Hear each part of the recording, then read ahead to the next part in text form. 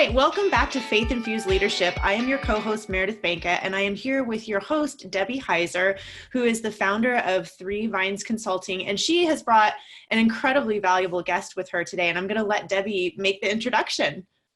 Yeah, thank you, Meredith, and welcome everyone. I want to introduce Georgia Simmons, who is just a wonderful leader and somebody with a vast amount of experience and knowledge about what it takes to be a successful leader. And I am lucky enough to call her friend, and I also look to her as a mentor, both professionally and personally. So Georgia, welcome. Thank you. It's great to be here. Thank you for having me. Yes, Georgia, it's so great to have you here. And Debbie, when she introduced us just today, she shared with me that you have a really interesting background when it comes to leadership. So maybe you can just give us the quick synopsis of your experience as a leader.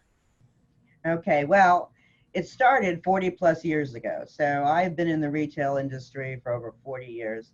And I went to college and graduated with a merchandising degree and started on an executive training program. Now, while in college and high school, I was always very active in extracurricular activities and always ended up being the captain, the president, and I didn't know why. And I wouldn't have considered it leadership at that point because I didn't know what the word meant.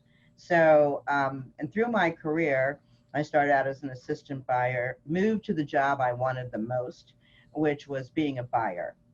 I couldn't wait to be a buyer. But also remember 40 years ago, we didn't have cell phones. We didn't have the internet. We didn't even have calculators. We had to figure all our margins on margin wheels. And we used adding machines and comptometers and things that probably most of you have never heard of. So it goes way back. And although the technology has rapidly changed over the decades, the basics of leadership have not. And I think that's the important thing to remember. So I was fortunate enough to be in the women's apparel industry, being able to merchandise, design, create, understand the customer, and move up through the ranks. And so over my career, I have been a buyer, a merchandise manager, a vice president, an EVP, a CEO for a time, which was not my thing. I really didn't like being CEO. So I went back to being president and being able to focus on what I did well. And I think that's something leaders need to know too. You can get over promoted to a place where your skill set isn't as strong as it was. And therefore, you need to know that about yourself and be able to admit those things. So I've had a long career. I've done men's, children's, women's, cosmetics, jewelry. There's probably an area that I haven't touched. But no matter what the industry is, I think the key is what kind of leader do you want to be? And that really is important. There are many different types of leaders. All leaders, we come with our own personalities, our own skill set, our own talents. But how we become a leader and the kind of leader that we want to be depends on us. And there's lots to learn over the years and all the steps. So one of the things you said, I think that I find the most interesting, because I imagine that a lot of the folks that tune into this show identify with it, is that you just kept finding yourself in these positions of leadership, but you didn't even consider it leadership. And, you know, as someone who's also had that experience, I almost had the reality of like, why does this keep happening to me? Why does this keep happening to me? And so I'd love to hear from you. At what point did you step into your leadership? Did you recognize that and really step into that role? I think I was already a vice president and working for Spiegel Catalog at the time, which was owned by a huge conglomerate in Germany called Otto Grisson. And they were $16 billion, and they were the largest direct mail order to consumers, which is the place we were all moving, which we're there now through the internet and all of that. We purchased a company out of bankruptcy, and I was sent to New York to get them on the straight and narrow and be able to get them profitable and turn the company around. And I went there as an executive vice president. First of all, understanding that responsibility and accountability was great, but also really understanding how you take bankrupt mentality and turn it into successful teams that believe in themselves again was the first time that I really realized that what I had to offer was really important, and how I had to work around to make sure that these people could be inspired and they could be happy with what they did and they could be proud of what they did and they could see their own rewards. And that's when it clicked. But it was many years into my career before it truly clicked. Sure, sure. And so as that happened for you, um, did you develop like a knowledge of certain skills or of certain components of leadership that you believe are important? Yes, I really believed in critical thinking and I started studying it, studying how to not be emotional, how to be objective, how to take data and facts to make decisions, how to communicate that to teams of people, how to inspire teams, and putting all those together and making them accountable and listening to them. No leader has all the right answers. No leader probably has many of the answers. It comes from the people that you work with. And you have to be open-minded enough to listen, take what they say, and decide how to make that work. And if you can leave your ego at home and know that other people have great ideas, it also helps nurture them and develop loyalty. And watching their success brings great joy to me. So it was a big learning lesson for me and a big psychological lesson that was really, really important. I was pretty skilled in strategic planning, but I don't think I was as skilled in critical thinking. Yeah, and that's really interesting, Debbie, because we've talked about that too. You know, what skills in leadership do we find maybe are innate? Maybe some people tend to them a little bit more, but then there are some that are simply learned skills that every leader, absolutely, you know, if you're presented with or finding yourself desiring leadership position, there are some things that you just got to learn. So don't you see that in your work, Debbie? Absolutely. And I kind of want to back up too, because when I think about critical thinking, Meredith and Georgia, I think about too, it's also about being able to incorporate data that you're taking in about yourself. And I think something that you pointed out, Georgia, that I think happens to many people, and it may not be promoted to CEO, but they get promoted into these positions because they were good at the position they were doing and they realize they don't like it.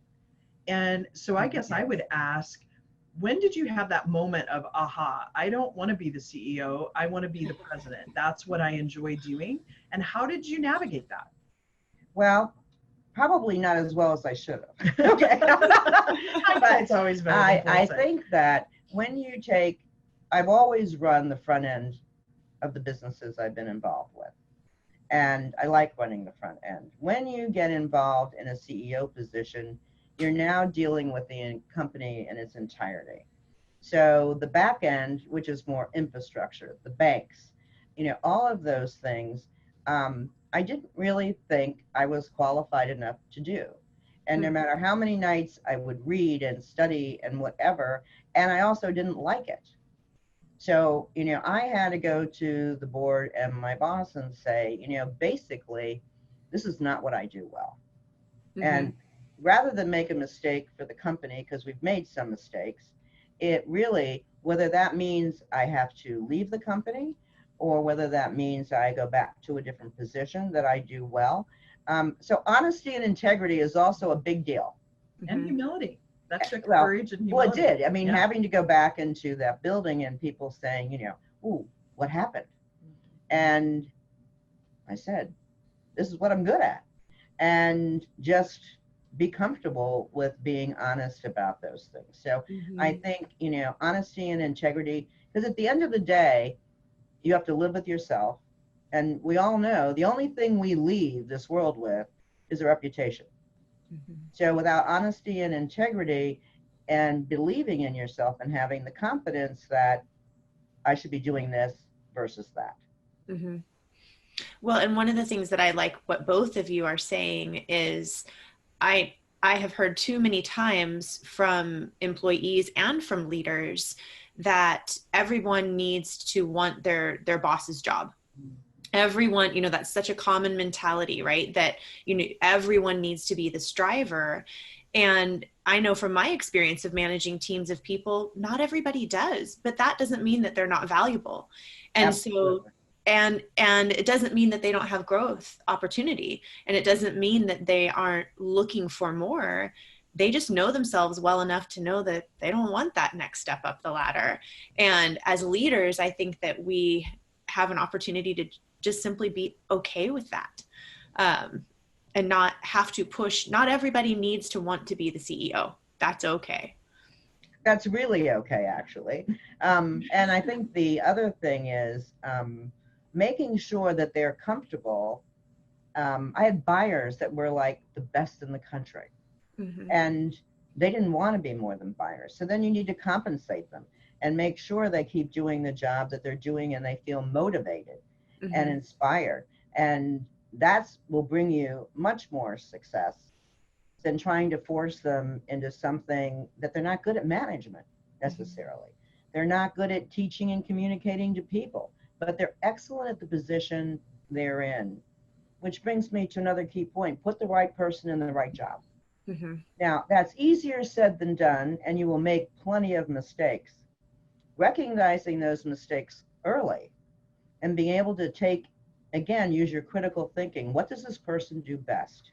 What are they really qualified at doing? Is the company not for them, or the position you hired is not for them? And if Mm-hmm. they've got great skills and passion, find another place, another home in the corporation for them so they can succeed. Or you have to part ways. Mm-hmm. And I mean, that's the reality of it, right? I think Absolutely. you're bringing the realism to the conversation that sometimes people aren't right for the culture, even though they have the skill set. And Right. sometimes they have the skill set and they're very happy where they are.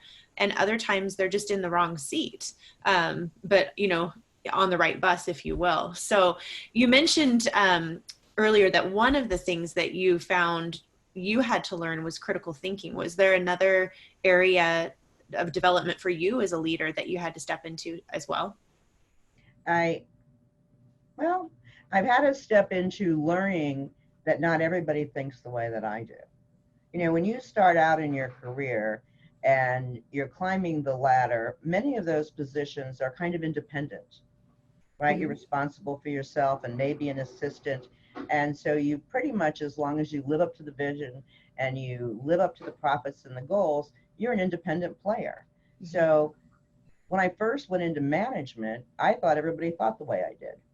I had no idea that they really didn't when it came to business. So learning that and learning that the most important thing I could learn was to become an avid listener and watcher, Mm-hmm. because you have to know your people.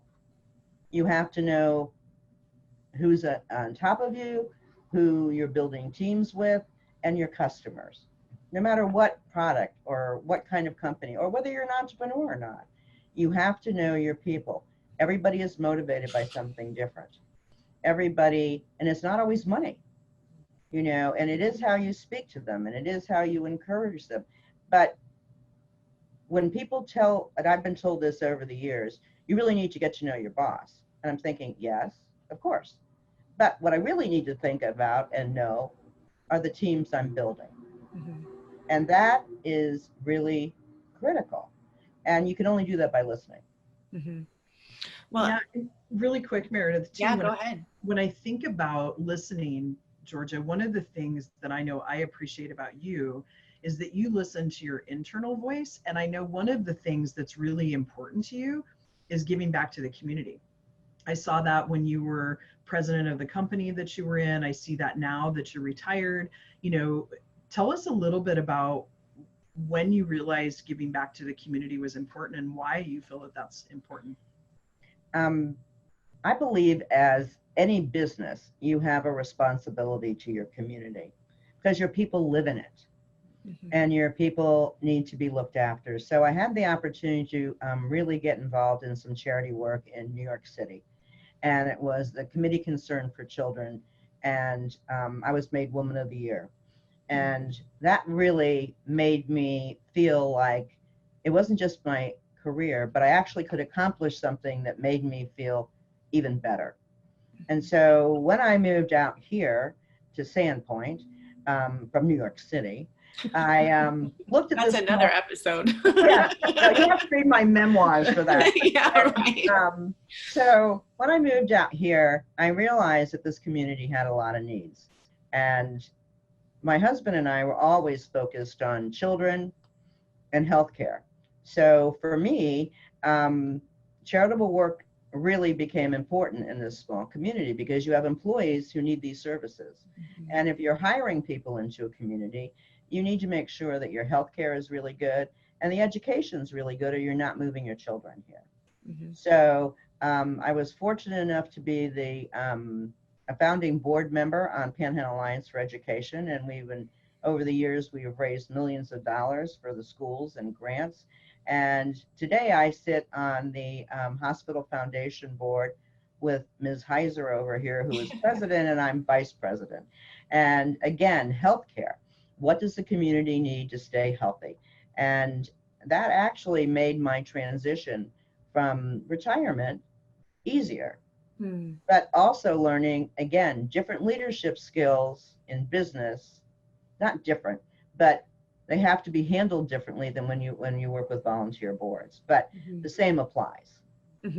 So how are the two different? Because I also imagine that a lot of people that tune in are similar, that they're serving in their work as well as serving in their community. So what do you notice that's the biggest difference between the corporate and the nonprofit world? The nonprofit world is made up of volunteers. And you have to understand that they're volunteering time and they have lives and jobs, and so their time is limited.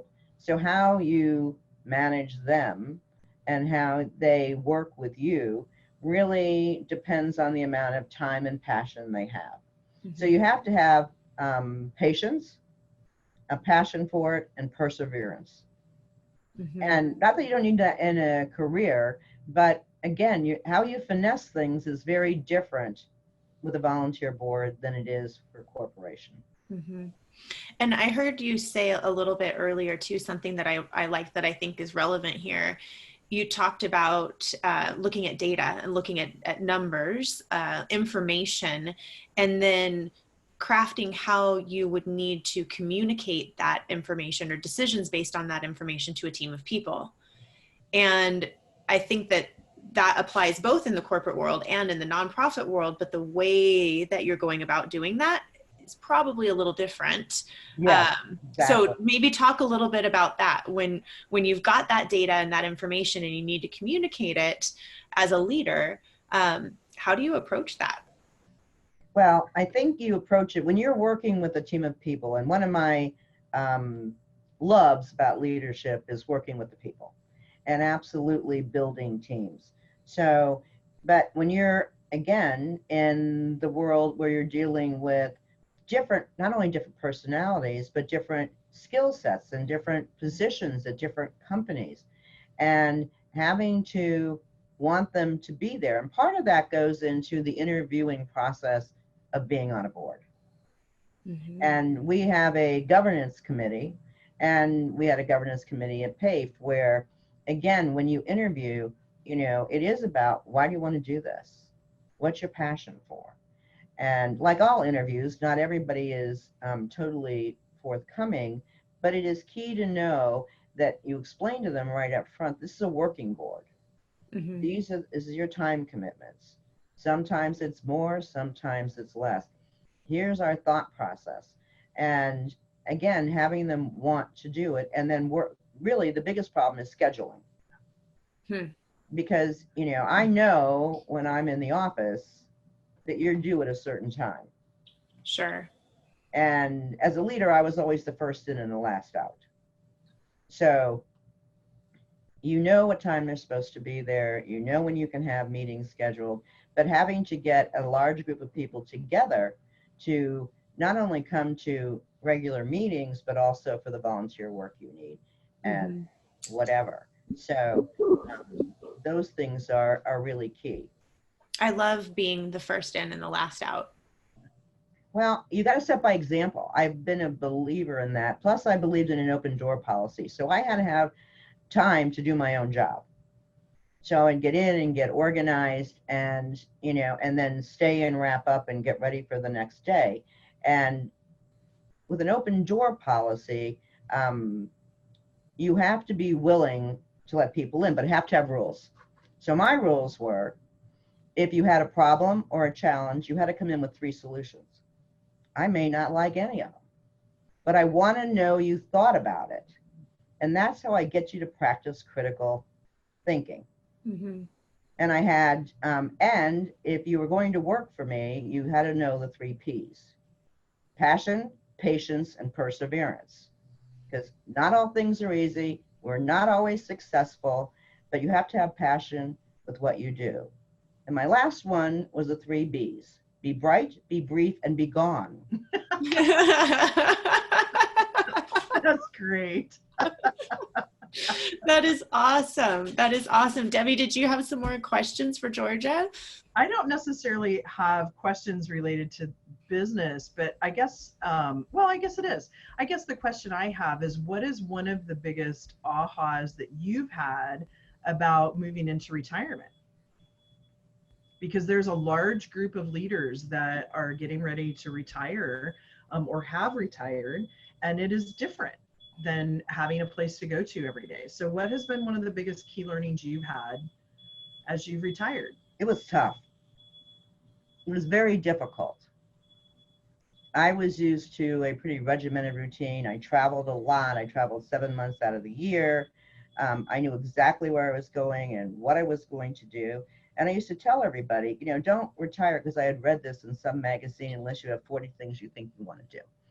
And so I would say my first couple of years were really difficult in me finding what I really wanted to do. So philanthropy was one. I got into art, which I really enjoyed. I mean, my life was all about color and fashion.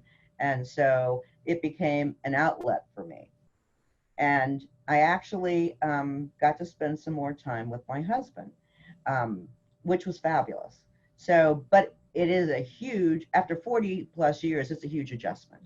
Sure. And you have to know that transition, you can't sit there and wait for something to come to you. You have to make it happen. And so I'm through the worst. It's kind of like menopause. I'm through the worst. Yet again, another episode. Exactly. And, but it is really eye-opening when you look back at it. So when Debbie invited me to do this, I really had to sit in my office. My husband and I have separate offices. I also have a do not disturb sign for my office and at home, but really had to think about what all these things really mean and how they affect people, and how you should think about yourself and your life and your integrity and your honesty. So it was really a nice reflection back. And I actually enjoyed getting prepared for this. Good. Well, and I want to back you up a little bit too, because I'd like to kind of end on a little bit of a humorous note. And Georgia and I've had the opportunity to share a glass of wine here or there. And I've heard a lot of her stories of moving from Manhattan or New York City to Sandpoint, Idaho, which is a small town in northern Idaho, 60 miles basically from Montana, Washington, and Canada. And with the only store other than little small boutiques is a Walmart in town. And so I'd love to, because I think there's an important correlation here too between even when people change jobs or they change organizations, there's a big culture shift. And so keeping that in mind, like thinking about that culture shift, can you share like one story about you moving here and kind of the holy cow, I'm in a completely different place other than New York City? First of all, my husband wanted to retire. He did no longer wanted to live in Chicago or Manhattan. And so I got this opportunity to come to Sandpoint, Idaho. I had never lived west of the Mississippi, and I really didn't think I wanted to do it. But my husband fell in love immediately, and so I agreed. So I got here, and first of all, I couldn't believe you didn't have bellmen, you don't have taxis. Nobody delivers food, and everything's closed at 9. But I think my biggest revelation was I had to go to the grocery store. When you live in Manhattan, the aisles are about this big, and the carts are for single servings of things. I walked into Yolks, and I saw the bulk aisle, and there were flour bags bigger than me, and I was in shock. I then went around the grocery store, and I have my little basket looking for hopefully things I could find, Apodophilus milk and so on and so forth. And I get in line behind this couple, and they have 9 carts of dry goods. And I know that my eyes were as big as saucers, and the cashier says, "Sally, that'll be $897.46, which I will never forget." And she wrote her a check, and she didn't ask for ID. And I know I'm stunned. I know I'm standing there stunned. And she said, "Bye, Betty. See you in 6 months." So I come up next, and she checks me out with my yogurt, my Apodophilus milk, and I didn't know what to say. I was still in shock, and I said, "Betty, I'll see you tomorrow," and left the store. So, all these things of learning how to adjust to a small town and its environment, and the difference in the people, their beliefs, how they think was very, very different. And I had to adjust to that also. But I was pretty good. I had learned at this point to be pretty good to take in the lay of the land, sit back, don't make any snap judgments. Let's see how this rolls out, what's going to work for them, what isn't going to work for them. And because they were all afraid of me because I was from New York City. So, which never dawned on me, so that took a while to work through, but it was really a rewarding experience. And therefore, I'm retired here. Which is awesome. And I think so relevant, right? As corporations have shifted and changed, even if we're not relocating, we are working with people that are from incredibly different backgrounds, cultures. Here we talk a lot about faith and people coming from different faiths. So I love ending on that story today, and want to thank you so much for being a guest of our show. So for this episode of Faith Infused Leadership, I want to have Debbie tell us, if you wanted to find out more information, where would you go to learn a little bit more about the work that we do? Yeah, thank you, Meredith. I would suggest going out to my website, which is 3V as in Victor consulting.com. Follow us on iTunes, as well as on Facebook and Instagram. And hopefully in the coming year or two, I'm going to throw this out there. Georgia might hit me after this is over, but hopefully those memoirs that she was talking about will be on stands. That would be amazing. That would be amazing. I would definitely buy a copy.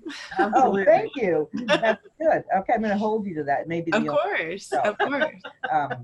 Absolutely. Thank you guys for having me. Absolutely. Of course. Thank you. Yes, it's been fun.